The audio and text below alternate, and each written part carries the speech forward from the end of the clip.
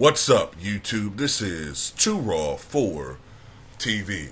Alright, so before I get into this video, I want to give a shout out to a few subscribers for showing love to the channel. Much respect to the brother Robert Mason, the man, the myth, the legend, for the donations to the channel yesterday. Much respect to him via the PayPal. Much respect to him for showing love to Too Raw for TV, aka Too Raw for Sports. And I seen your notes about the Bucks and about Brody, and I agree 100%. Also want to give a shout out to longtime subscriber, the brother Aram, for the $12 donation via the PayPal as well.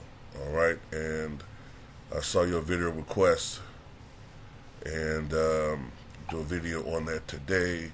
Also want to give a shout out to my man BJ, aka Who Did It This Time, and leave a note saying no amount of money can pay you for the gyms, Patreon, and so on. Thank you. Look forward to a live. Yeah, I know, man. I need to do a live. I tend to do lives when I think it's something like very noteworthy is going on, like, you know, the inauguration or the insurrection or when LeBron passed Kareem. I tend to do lives then, but I do need to do a live though. I'm gonna do one of these days, another one. But much respect to you all for showing love to the channel. So, man, the Timberwolves continue to disappoint, man. They make me look like a goddamn fool. Now, the series isn't over, but I picked the Timberwolves to win this in 6. I don't know, man. I'm thinking about hedging from that, but I'm gonna stick with my guns. Timberwolves in 6, but that would require the Timberwolves to win 4 out of the next 5 games. So I don't know. You know what I mean? It's just the same old things, the same old song and dance with this team, man. But anyway, I'll get to that. The Nuggets demolished this team by the final score of 109-80 to take a 1-0 lead in this best of 7 series. All right, Denver is not a really good road team. They only went 19-22 on the road this year, but they did go at home 34-7. I believe that's tied for the second best home record in the NBA. The best home record belonged to the Grizzlies, but that's why I told you I wouldn't have been surprised if Lakers win, at Memphis for certain reasons. But anyway, let's talk about the Denver Nuggets. They were led by Jamal Murray, although it really was a team effort. Jamal Murray had 24 points. He got off to a very slow start. 9 of 22 shooting, but 4 of 10 from beyond the arc, 2 of 2 from the foul line, 8 rebounds, 8 assists, 1 block shot. I think he scored 15 of those 24 points in the second half of this game. Like I said before, even though I know Jamal Murray has never been an all-star, he's definitely an all-star caliber player. Michael Porter Jr. chipped in with 18 points and 11 rebounds. He said going into this game that he was focusing on rebounding, that rebounding would be a very important aspect of the game for Denver in order for them to win. He also had 2 assists and 1 steal, 7 of 17 shooting from the field. Not that great, only 41%, but he was 4 of 9 from three-point range.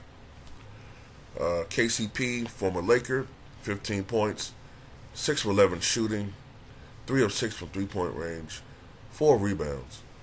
And Nikola Jokic, the supposed MVP candidate, started off strong when everyone else was struggling.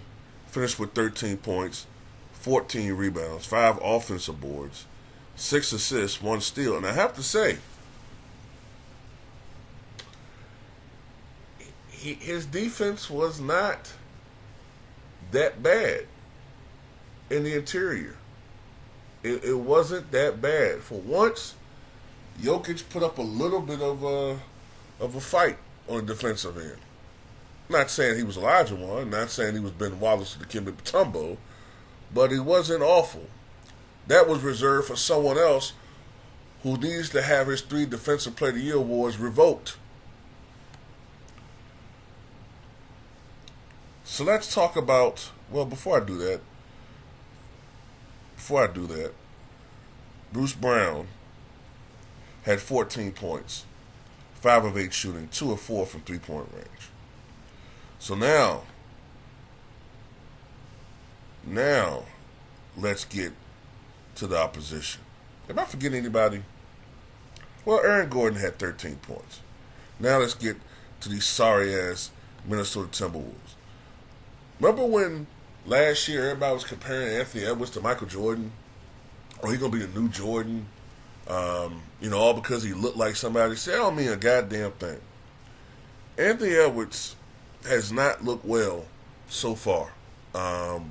In the play-in and now the first game of the playoffs, 18 points, 6 of 15 shooting. He hasn't looked like the Anthony Edwards that we saw last year. Just hasn't. Karl Anthony Towns, another disappointment. 11 points, 10 rebounds, 5 of 15 shooting, 1 of 7 from three-point range. And that's what's going to get these motherfuckers in trouble. Karl Anthony Towns, you soft, brittle fuck. Okay? Why are you shooting threes? You're going up against Nikola Jokic. We all know Nikola Jokic is suspect with his defense. Why are you letting the defense off the hook by shooting fucking threes? The basketball, I will admit, some of these players are infinitely skilled. But what gets me is the IQ of some of these dudes. You're going up against Jokic, and half of your shots are threes?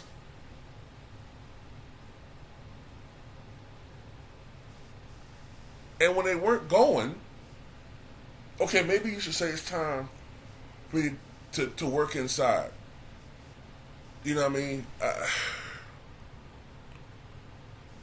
It wasn't like Towns was in foul trouble. Only picked up 2 fouls the whole game. Jokic fouled out. Jokic was in foul trouble.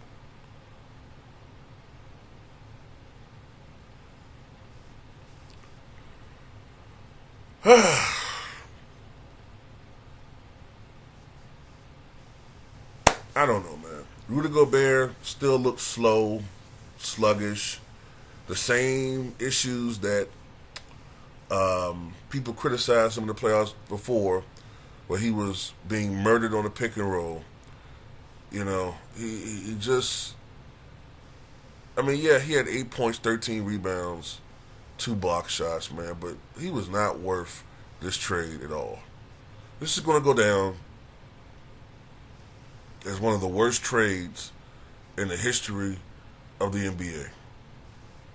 If not the worst, considering what they gave up and what they're getting. Rudy Gobert is a disgrace. Kyle Anderson, 11 points, 5 of 11 shooting, 1 of 3 from 3-point range. He did have a horrific corner airball 3. Timberwolves only scored 80 fucking points. So, at the end of the day, man, I'm done.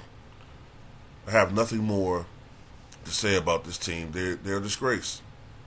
You know what I mean? Tired of everybody hyping this team up, and then when it comes down to the nitty-gritty, when it really matters, they pull this bullshit. Fuck them.